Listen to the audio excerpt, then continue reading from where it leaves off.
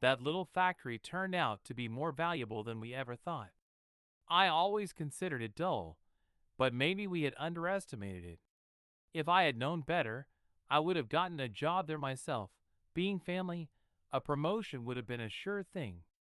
On the way home from my father's funeral, I was stunned to overhear my husband and son talking. I've been working at my father's small factory for years, but my husband and our son, who holds a position at a major trading company, have always looked down on it. Yet, after witnessing the sheer number of people who came to pay their respects at the funeral, their attitudes took an unexpected turn.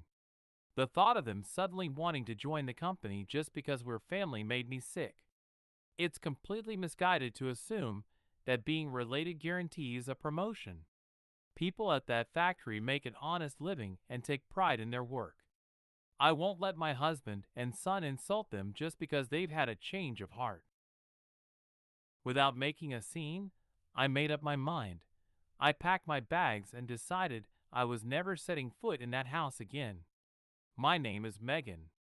I was raised as the only daughter of a factory owner, and my husband, Stefan, came into my life about 30 years ago. Back then, he worked as a salesman for a trading company, and together, we had our son Ryan. Ryan, much like his father, grew up confident, social, and well-connected. But to be completely honest, he's more of a show-off, drawn to flashy things and constantly chasing status. Before we got married, I found those qualities in Stefan exciting, even charming. But after settling down and raising our son, I began to feel like an outsider in my own home. The biggest problem? Stefan and Ryan's reckless attitude toward money.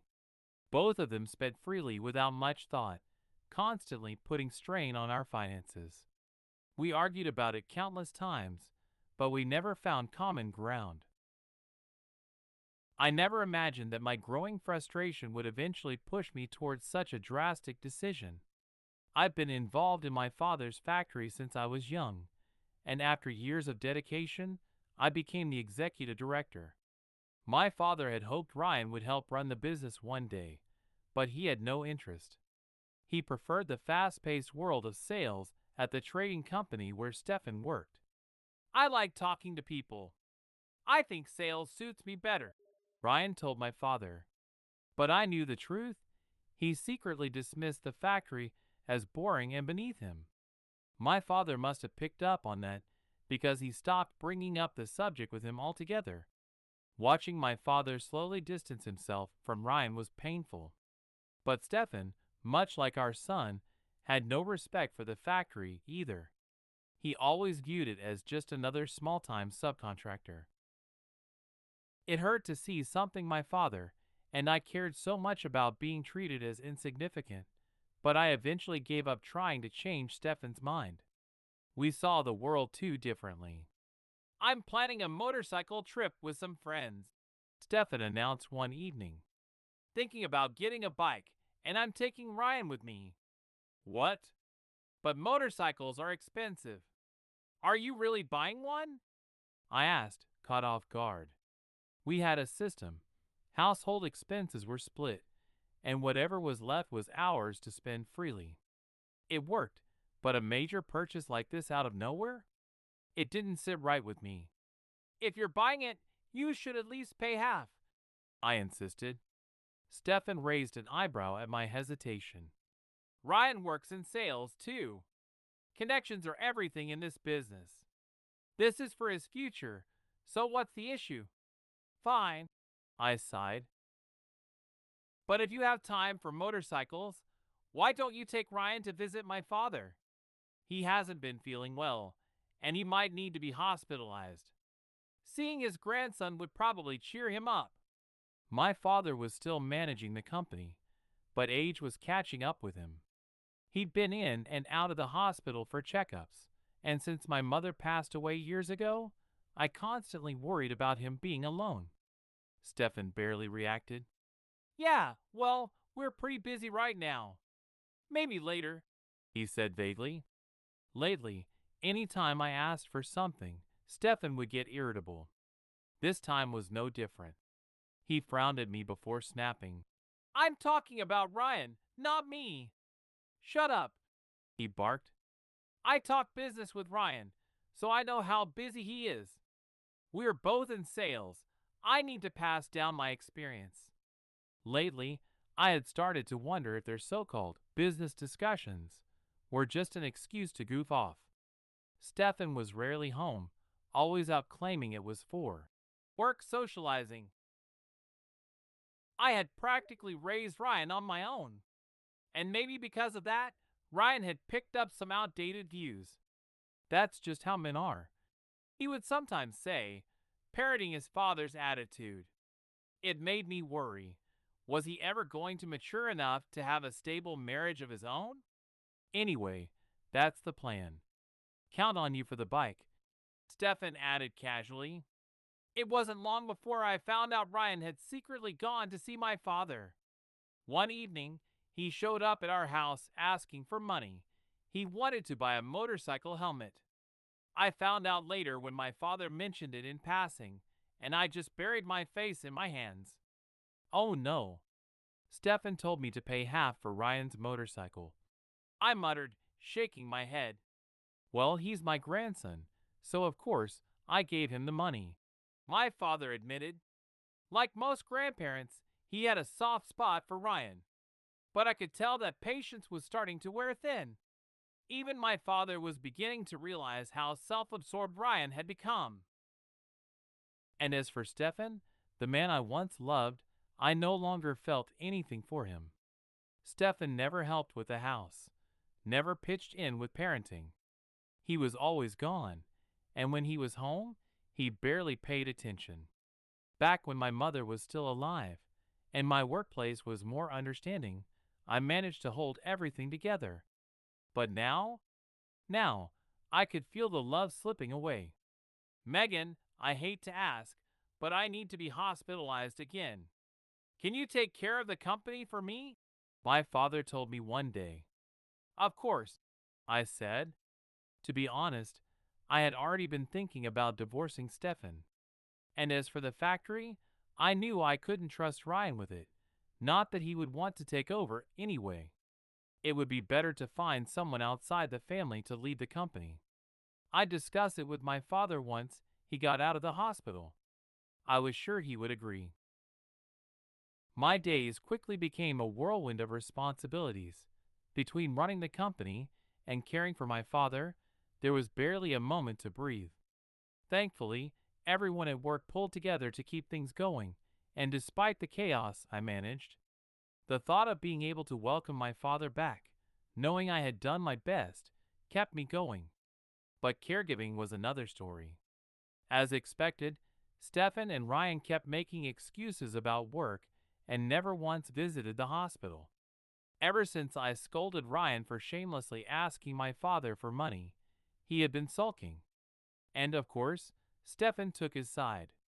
It broke my heart that the only times they ever visited my father were to ask him for pocket money. Had I raised Ryan wrong? Megan, don't say that. You did your best. Don't burden yourself with unnecessary guilt. Hearing my father, weakened in both body and spirit, trying to console me, it hurt more than I could express. I had so much admiration for him, but at the same time, I couldn't hide my frustration. Stefan and Ryan had never shown him the respect he deserved. I might not be able to leave the hospital this time, my father said quietly. Don't say that. My voice cracked, coming out almost as a scream. Deep down, I had tried to prepare myself, but the thought of losing him was unbearable. The company could function without him. He had spent years delegating tasks to ensure everything ran smoothly, even in his absence. I'm getting old, Megan. I've made my preparations, and I'm ready. I'm leaving the company to you. Even if I were to leave the hospital, I've decided to retire. I was speechless. My father had dedicated his entire life to this company, yet now he was stepping away. In the end, he never left the hospital. A month later, he passed away peacefully. I felt like I had lost the only person in this world who truly understood me. I held on to him and cried for what felt like forever. But I couldn't afford to stand still. There were things that needed to be done. With the support of everyone at the company, work continued. But of course, the real issue lay with Stefan and Ryan. My father-in-law passed away? That's unfortunate, Stefan said, wearing a forced look of sympathy. Ryan nodded beside him, mirroring the expression. I stared at them, biting back the words I wanted to say. You never even visited him in the hospital. Instead, I swallowed my frustration and focused on arranging the funeral. Why do we need such a big funeral hall? Family only should be enough. We can just send him off ourselves, Stefan said dismissively. Business partners and people from the company will be attending, I replied firmly. We can't do that. You're always talking about how business connections matter, I added, showing them the plans I had gone over with the funeral director. That's when they started objecting. It was laughable. Men who never once visited my father in the hospital suddenly had strong opinions about how his funeral should be handled. But I knew the real reason. They didn't want to pay for anything. He was just the president of some small factory. No way enough people will come to fill such a big hall, Ryan scoffed. Why act like we're so important over a tiny factory? Stefan added. I raised an eyebrow at Ryan, and for the first time, he seemed to realize what he had just said. He awkwardly looked away, but the damage was done. I always knew they looked down on the factory, but hearing them call it shabby out loud, it hit differently. Especially coming from Ryan. He had lived off the money from that so-called shabby factory his entire life. At 25, he was still taking pocket money from my father. How did he turn out like this? Anyway, I don't agree with this. We don't need a funeral this big, Ryan insisted. What do you know about the company? I shot back. Ryan puffed up his chest. I'm a salesman at a major trading company. I've been to more funerals and business gatherings than you. I know better than you. Stefan, who had been silently watching, crossed his arms and glared at me. It was obvious he had the same opinion. If you run out of money, don't come crying to me, he muttered. It's your fault for putting on airs. I nearly laughed. The sheer hypocrisy of it all. This was coming from the same man who had asked me time and time again to fund his work, necessities, motorcycles, golf memberships, networking events. I had handed over money bit by bit, and at this point, it added up to more than the cost of this funeral. Don't worry, I said coldly. The company will cover the expenses, and if there's any shortfall, I'll pay for it myself. Do whatever you want, Stefan scoffed.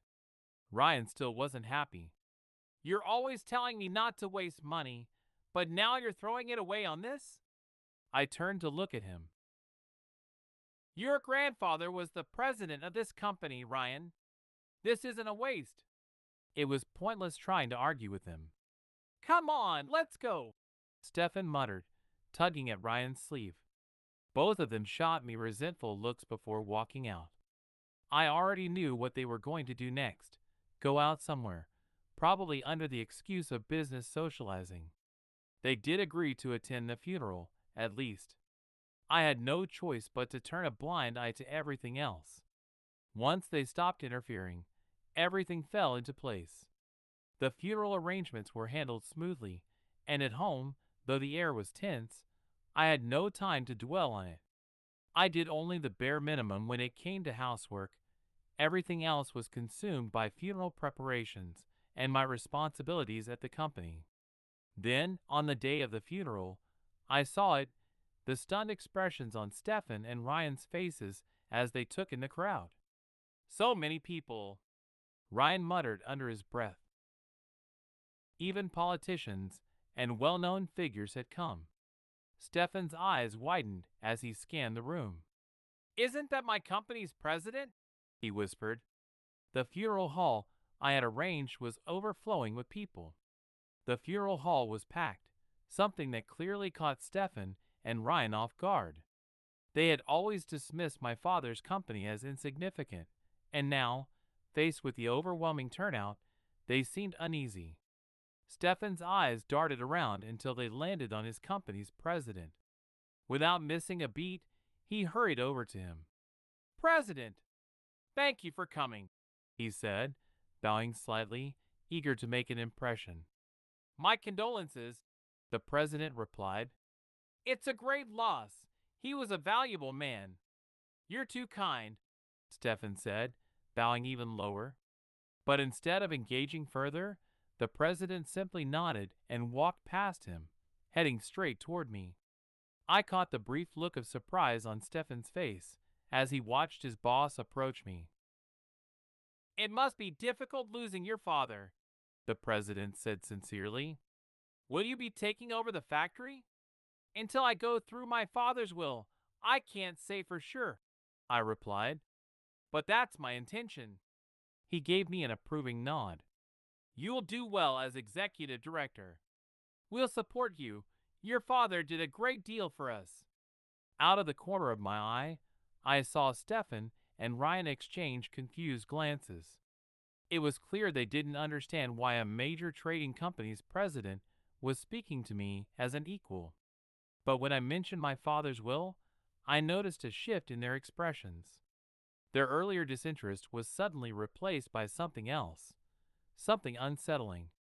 I spent the rest of the funeral sharing stories about my father with those who had come to pay their respects. After the service, I stayed behind to help with the cleanup.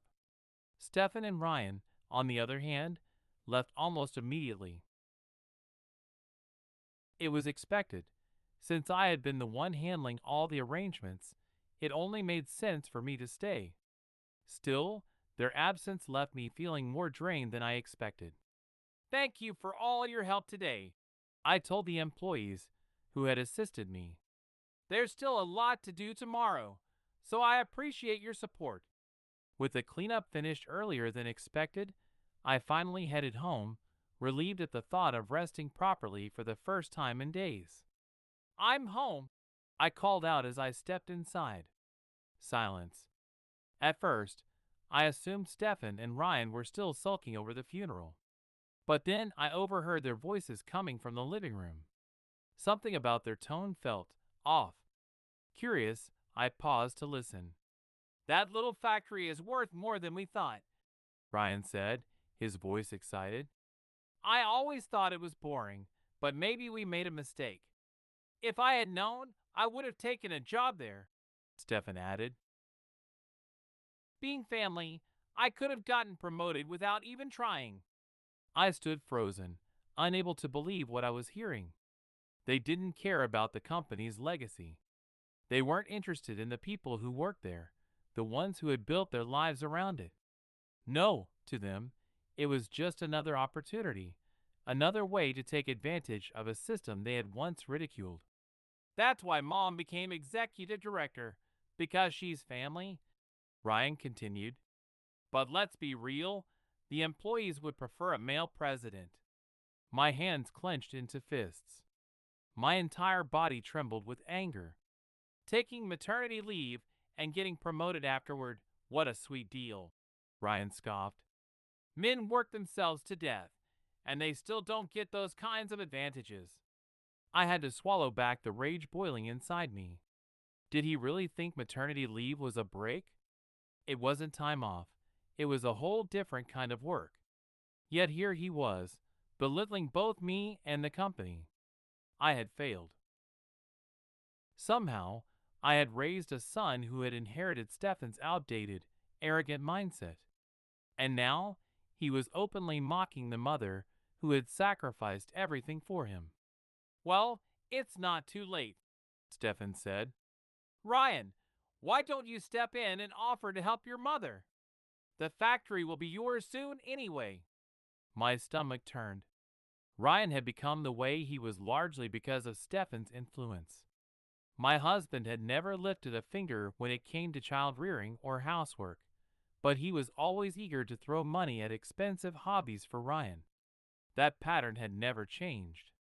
Yeah, President Ryan sounds pretty good, my son said, laughing. I'll talk to Mom about it. They were building their comfortable lives on my sacrifices. At that moment, the truth hit me like a brick. If I stayed, they would continue to trample all over me. Worse, they would trample over the company, the factory that my father, my mother, and I had worked tirelessly to protect. And I couldn't let that happen. There were people who depended on that factory, people who built their livelihoods there, who took pride in their work. I wasn't going to let my mistake, marrying Stefan and raising Ryan under his influence, become their problem. I turned on my heel and walked past the living room without a word. Thanks to the funeral preparations, I had already packed a few bags for overnight stays. Maybe deep down, I had known I would be leaving. Maybe that's why those bags were ready to go at a moment's notice. And so, without a backward glance, I left the house. Stefan and Ryan didn't even notice. I climbed into my car and started driving back to my father's house. The home where he had lived alone, the home I had always struggled with the idea of selling. It was too big for just one person, but my father had been a well-respected figure in this town. Selling the house would feel like erasing a part of him, and I wasn't ready for that. Besides, I had been staying there often during his hospital visits. Everything I needed to settle in was already in place. The next day, I mailed my divorce papers to Stefan. It didn't take long before the calls started flooding in. Megan, where are you? Stefan's voice barked from the other end of the phone. I frowned at the sudden volume. At my father's house. Haven't the divorce papers arrived yet? Divorce papers? What the hell is going on? I haven't heard a thing about this. I held the phone to my ear, waiting for his reaction. I was done playing along with their game. Stefan was clearly thrown off by the mention of divorce. His voice wavered, and I could tell he was scrambling to regain control. He was probably panicking about losing his personal cash cow. I let out a long, exaggerated sigh. Our differences when it comes to money have become impossible to ignore. Ryan is an adult now, so you two can enjoy your lives without me. No, let's talk about this, Stefan said quickly. I'll fix whatever's wrong. His reaction was different from usual. No anger, no shouting. Instead, he was speaking softly, almost pleading. He must have thought that by staying calm, he could manipulate me into changing my mind. Ryan's voice followed, sounding just as desperate. Mom, you leaving so suddenly is too much. Come home. We're family, right? Let's talk this out. I sighed. Ryan, you're 25. You should be able to stand on your own 2 feet without your mother. That's not the point, he argued. Independence and you leaving are two different things. It's just sad when a family splits up, no matter what. It was almost comical. The same men who had left everything to me, household chores, emotional labor, cooking, cleaning, were now talking about family and togetherness. They had looked down on me and my workplace for years, acting superior in every way. But now, suddenly, they wanted to have a heart-to-heart. I wasn't buying it. And I knew exactly what was fueling this sudden change of heart. The factory. Ever since the funeral, they had started seeing my father's company in a new light. The thought of them scheming behind my back, already plotting ways to get their hands on it, made me sick. But I wasn't naive. I knew they wouldn't back down easily. And since they knew where I was staying, refusing outright would only make them show up unannounced. After a moment's thought, I made my decision. Fine. We'll talk. But I still want a divorce. Keep that in mind. Let's just talk first, Stefan replied quickly. I could practically hear the smugness in his tone. He and Ryan were so confident in their ability to persuade people. Salesmen through and through, they must have thought that once we met face to face, they could manipulate me into staying. They could keep thinking that, for now, I had already made up my mind. This was just a formality before cutting ties for good. The meeting they wanted to meet right away, just 3 days later. It was unusual. Normally, they were too busy with work to make time for anything important.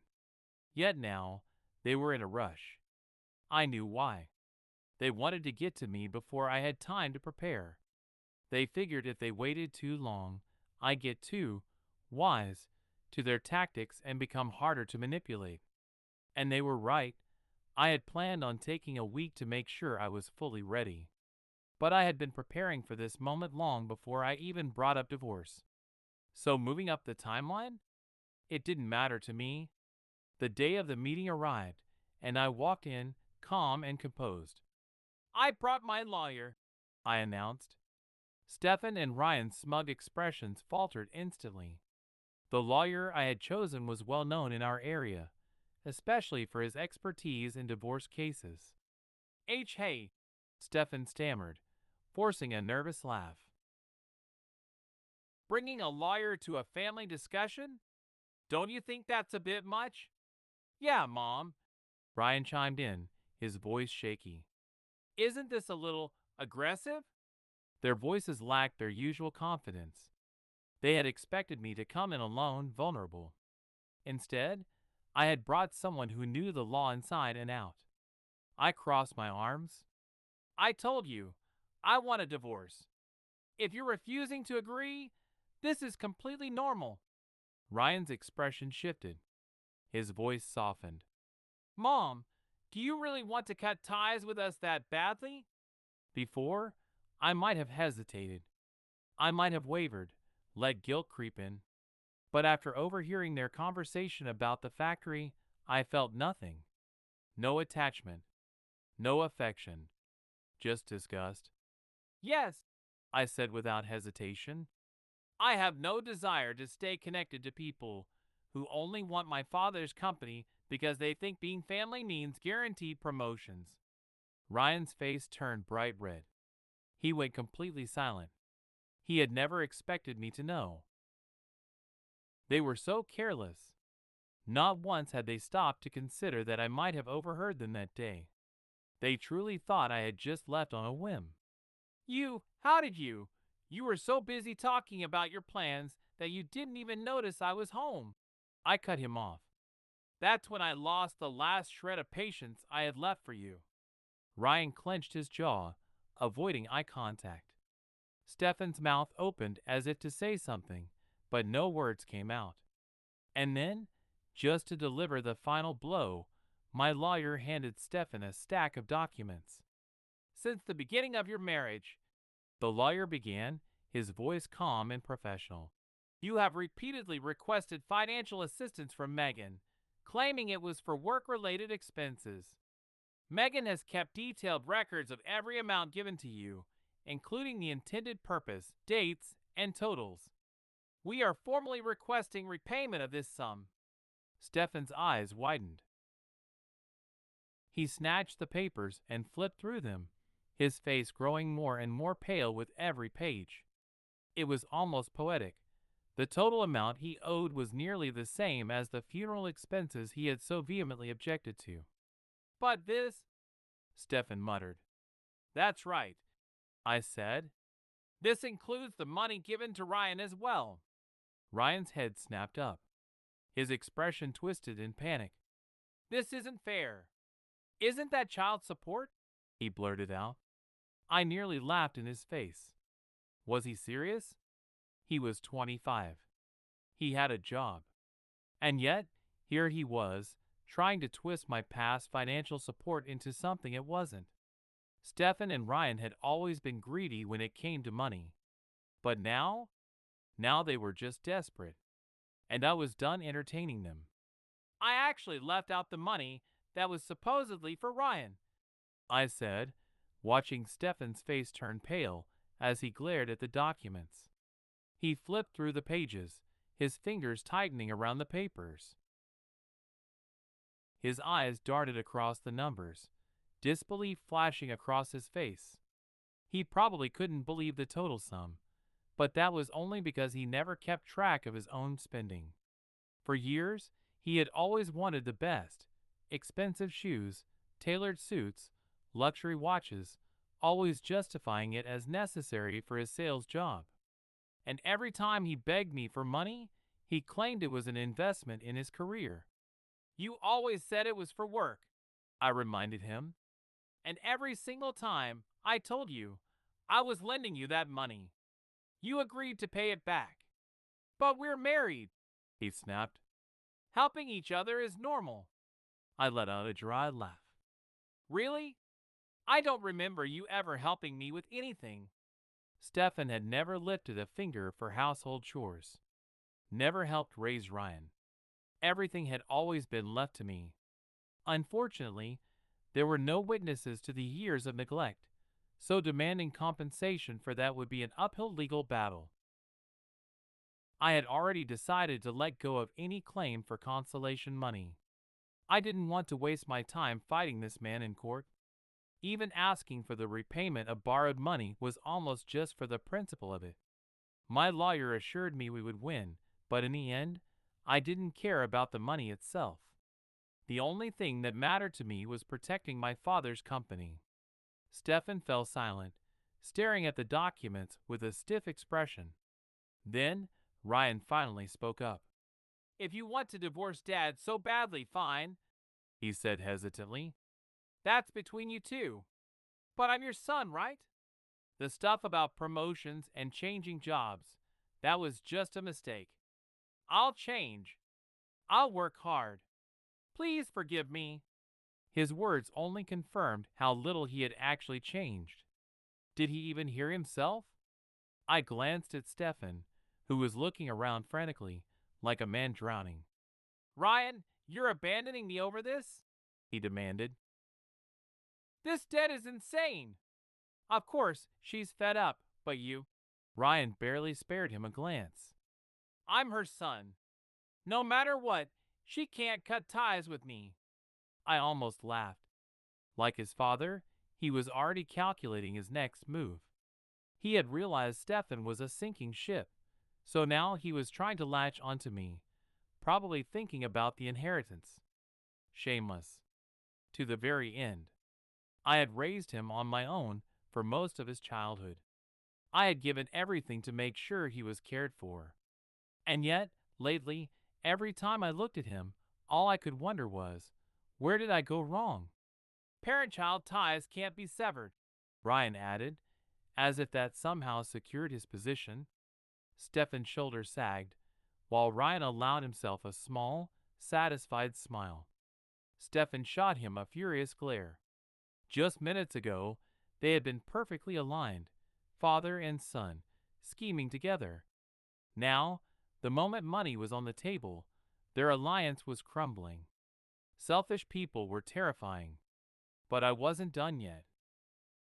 "Ryan," I said calmly, "I don't want someone like you, who only thinks about becoming president or getting promotions for personal gain, anywhere near my father's company."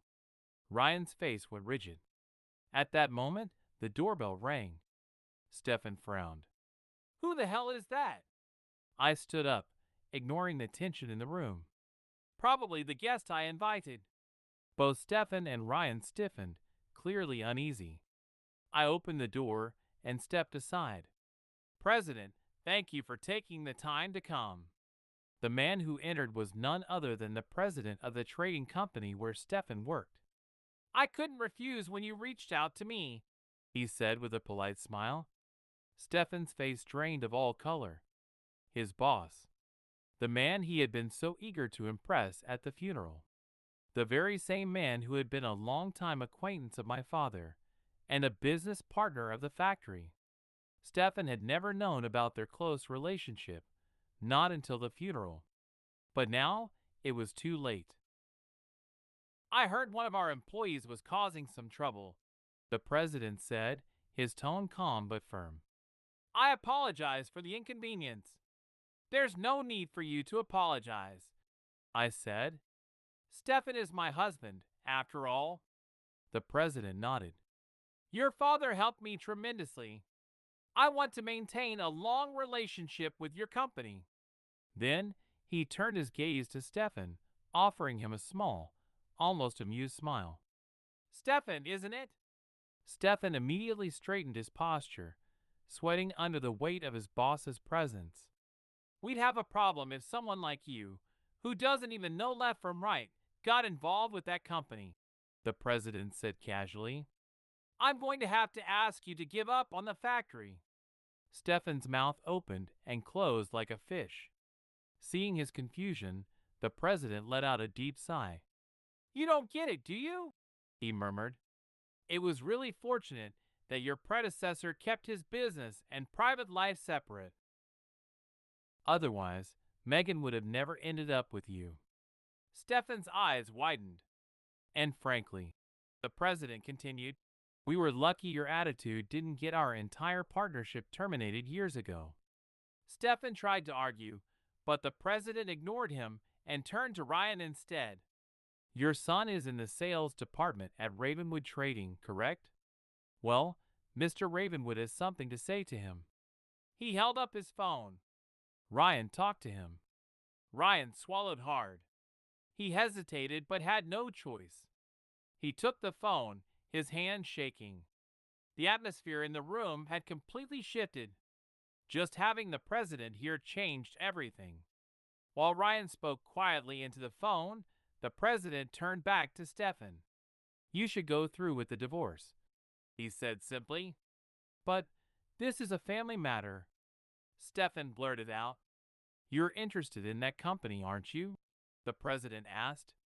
Then it's no good. Stefan tried to protest, but the president cut him off. Even if you weren't interested, it would still be no good. You and Ryan are not suited for management. Do you even realize how many patents that company holds? Megan manages all of them. Those patents are incredibly valuable. Stefan blinked in shock. He had no idea. The president shook his head. We cannot allow people who are blinded by greed to get anywhere near the company. Ryan, still holding the phone, was likely hearing the same thing from Mr. Ravenwood. And then the president delivered the final blow. If you don't want to end up on the streets, stop being greedy. It was a warning and a threat, and the president had the power to back it up.